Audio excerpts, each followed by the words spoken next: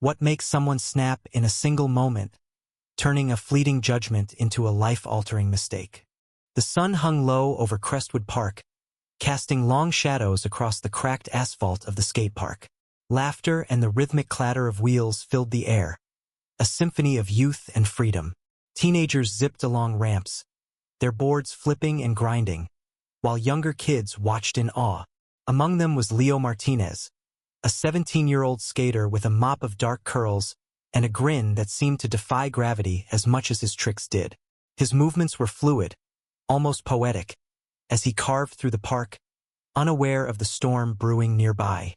Karen Whitaker, a 42-year-old accountant, stood at the edge of the skate park, her arms crossed tightly. Her designer sunglasses perched on her nose, reflecting the chaos of the park like a distorted mirror. She'd come to Crestwood to walk her dog, a yappy little terrier named Muffin, but the noise of the skate park had drawn her attention. To Karen, it wasn't a haven of creativity. It was a den of recklessness. The kids, with their baggy clothes and loud music, seemed like trouble waiting to happen. She muttered under her breath, her irritation growing with every ollie and kickflip. Leo landed a particularly daring trick, a 360 heel flip that drew cheers from his friends. He pumped his fist, laughing, and that's when Karen's voice cut through the noise like a blade. "You're dangerous," she shouted, pointing at him. "All of you, tearing around like you own this place. Someone's going to get hurt." The park went quiet for a moment. Leo turned, his smile fading as he met Karen's glare. He raised his hands, palms open. "Lady, we're just skating. Nobody's hurting anyone." Karen's face reddened. "Don't you lady me. I've seen kids like you careless, selfish. You think this is a game? You're a menace." Her voice trembled with a mix of fear and fury, as if Leo's very existence threatened her neatly ordered world. Muffin barked furiously at her feet, echoing her agitation. Leo shook his head, trying to diffuse the tension. "Look, we're not bothering you. Just let us do our thing. Okay?" He turned back to his board, but Karen wasn't done.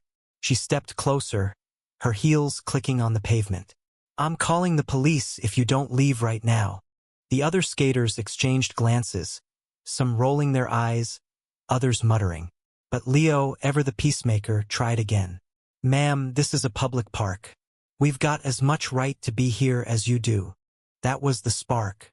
Karen's eyes narrowed, and in a moment of inexplicable rage, she lunged forward and shoved Leo hard. He stumbled backward, his board skidding out from under him. His arms flailed, and he hit the ground with a sickening thud, his head smacking against the edge of a ramp. A gasp rippled through the crowd. "Leo!" A girl with bright pink hair, Mia, rushed to his side. Blood trickled from a cut above his eyebrow, and he groaned, clutching his wrist. Karen froze, her hand still outstretched, as if she couldn't believe what she'd done. Muffin yipped, pulling at the leash tangled around her legs. "You pushed him," Mia screamed, her voice raw. "What's wrong with you?" Karen stammered, her bravado crumbling. "Two didn't mean to. He was being disrespectful." The other skaters closed in, some shouting, others pulling out their phones to record. A man in a baseball cap, who'd been watching from a nearby bench, stepped forward. His name was Tom Rivera, a quiet regular at the park who often sketched the skaters in his notebook.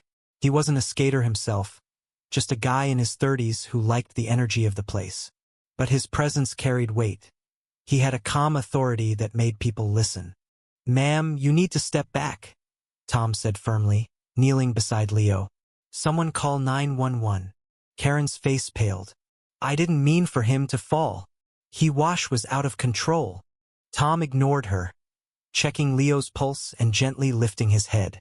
"Stay with me, kid," he murmured. Leo blinked, dazed but conscious.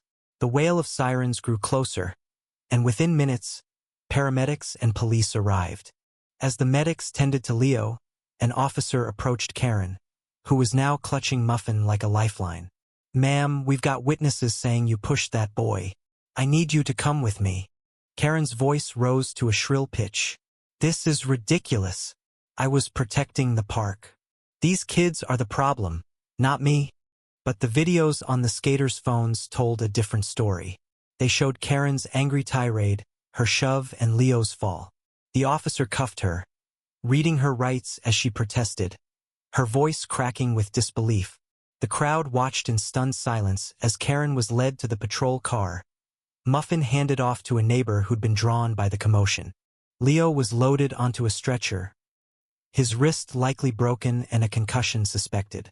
Mia held his hand, tears streaking her face.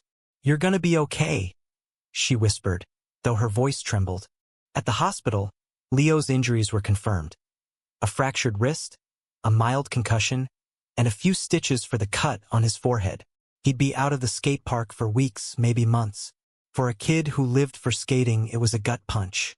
But the real shock came later, when Tom, the quiet artist, visited him in the hospital. Tom sat by Leo's bed, his sketchbook tucked under his arm. "I saw the whole thing," he said, his voice low. "But there's something you should know." Leo looked up, wincing as he adjusted his sling. "What's that?" Tom hesitated, then leaned closer.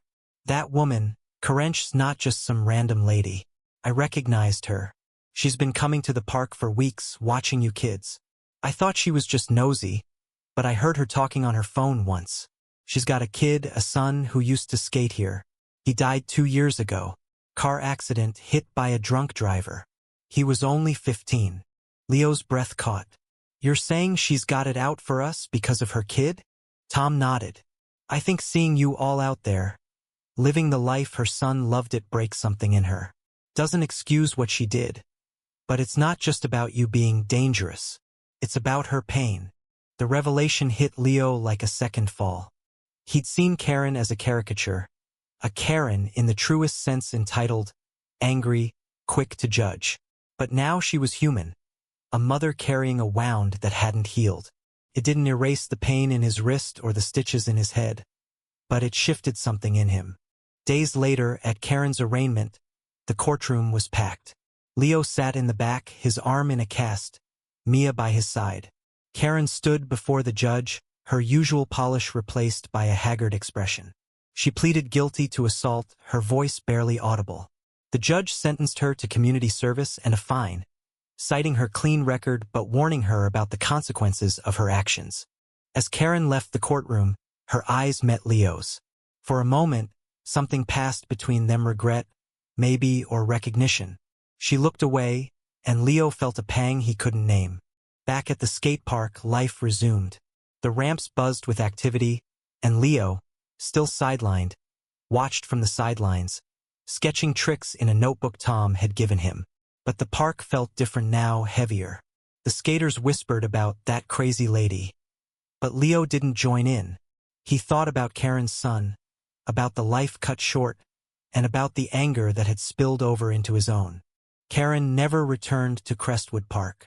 Some said she'd moved away, others that she couldn't face the place again. Leo healed slowly and eventually returned to his board. But every time he landed a trick, he felt a ghost of that day, the shove, the fall, the weight of a mother's grief.